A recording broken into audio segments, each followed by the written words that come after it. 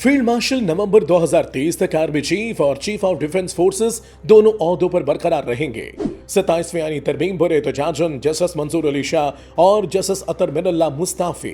इसहाक डार ने जमीर शनासी की नई डेफिनेशन मुतारिफ करवा दी। सुप्रीम कोर्ट के जजेस के मुस्ताफी होने पर राना सनाउल्लाह का सीना चौड़ा हो गया। फयाज अल हसन चौहान गर्म सियासी माहौल में ठंडी जुगते करने लगे।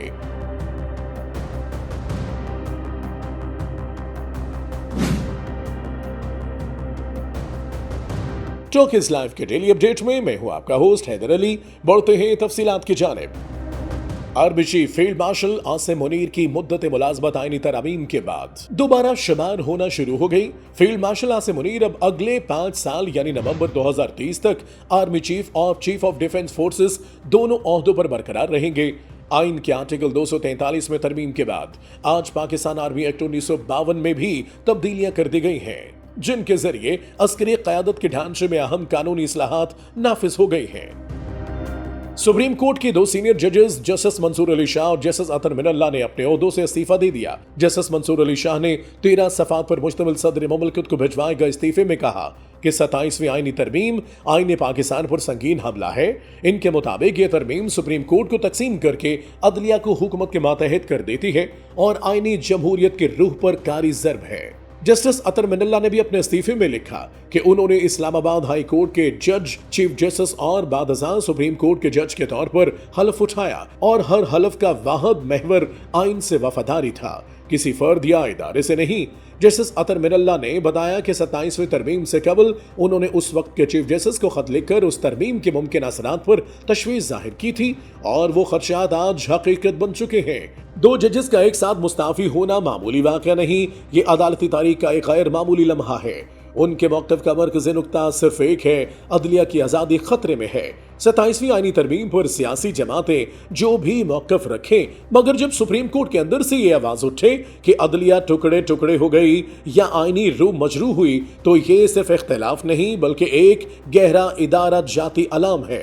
अदलिया का वजूद इसके वकार और आज़ादी से है और जब जज खुद निशानदही करें कि उस वकार पर असर पड़ा है तो इसको संजीदगी से ना लेना एक और बड़ी गलती होगी। ये 2 इस्तीफे सिर्फ ओहदों से अलहदगी नहीं, ये आइन और अदलिया के मुस्तकबिल के बारे में एक तहरीरी एहतजाज है।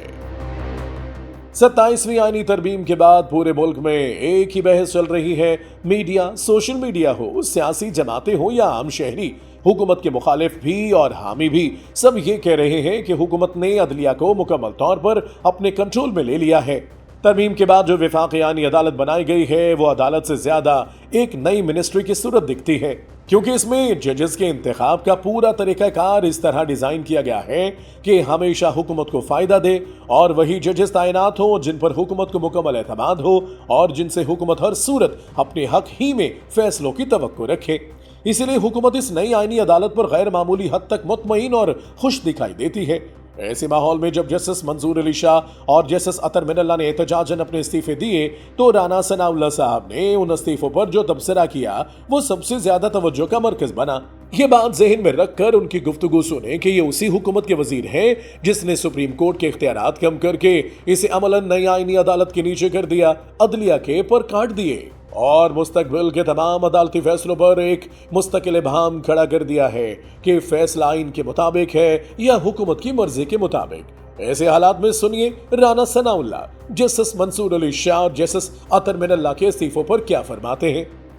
ये पॉलिटिकल जज थे और ये आपको इल्म नहीं है कि ये जो सुप्रीम कोर्ट में होता रहा है कि 7 एक तरफ हैं, 8 एक तरफ हैं, तो ये जेब नहीं देता तो लोगों को जो इन मुनासिब के ऊपर जो है वो बैठे हो कि वो इस किस्म का रवैया जो है वो अपनाए।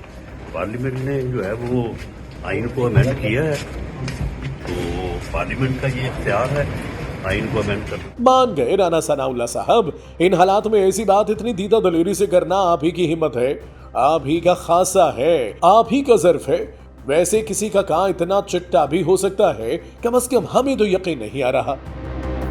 साबिक सूबाई वजीर फयाज हसन चौहान ने 27वीं तरमीम पर अपनी माहिराना राय पेश करते हुए ट्वीट में कहा, राफिया अब क्या होगा, 27वीं तरमीम भी पास हो गई, अब पाकिस्तान के सियासी मंजरनामे पर हम तुम होंगे, बादल होगा, रक्स में सारा जंगल होगा और हर दिन ईद और हर रात शब बरत वाला माहौल इख्तिताम पजीर होगा और खोखला छपा की जुमेरात आइए, जिड़ा आगे पीछे वेखे ओदी शामत आइए वाला माहौल बनेगा।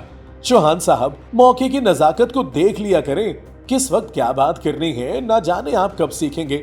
27वीं तरमीम पर सियासी माहौल शदीद गर्म है और आप हैं कि इस पर ठंडी जुगतें कर रहे हैं, और कुछ नहीं तो कम से कम अपनी पिछली रफाकतों का ही लिहाज कर लेते, शायद अवाम आपको आला ज़र्फ लोगों में शामिल कर लेते, मगर आप जख्मों पर नमक छिड़कने का काम तमाम से करने में मसरूफ हैं। सेनेट इजलास में नायब वजीर आजम इसहाक डार ने पीटीआई और जेयूआईफे के अरकान का 27वीं तरमीम के हक में वोट देने वालों की सफाई पेश करते हुए फरमाया, पार्टी लाइन के खिलाफ वोट देना इनहराफ है, मगर जमीर के मुताबिक वोट शुमार होता है। अपने जमीर के मुताबिक अगर आप समझते हैं कि ये मुझे वोट देना चाहिए और आप वोट देते हैं नोइंगली कि दो चीज़ें ट्रिगर होंगी, एक तो जो रिएक्शन जनरल होता है और मेनली आपकी पार्टी ऑब्वियसली लिखेगी चेयरमैन को या स्पीकर को जहां डिफेक्शन होगी इस तरह की।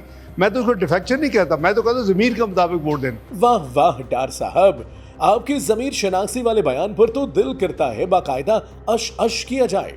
जरा इजाजत हो तो माजी की एक झलक याद दिलाऊं आपको। 2015 में जब सेनेट में हॉर्स ट्रेडिंग का शोर उठा था तो सबसे ज्यादा तनकीद भी आप ही की थी, और मियां नवाज शरीफ साहब ने भी तब फरमाया था कि वोट खरीदने वालों को रोकना चाहिए वरना सेनेट की पाकीज़गी दागदार होती है।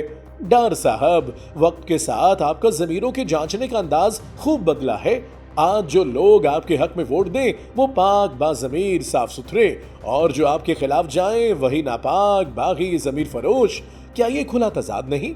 बस एक गुजारिश है, कल को अगर आपकी अपनी पार्टी का कोई कारकुन, कोई एमएनए, कोई सेनेटर इसी जमीर का सहारा लेकर आपके खिलाफ वोट दे तो क्या उस वक्त भी आप इसी असूल पर कायम रहेंगे या फिर उस जमीर पर तनकीद के तीर बरसेंगे?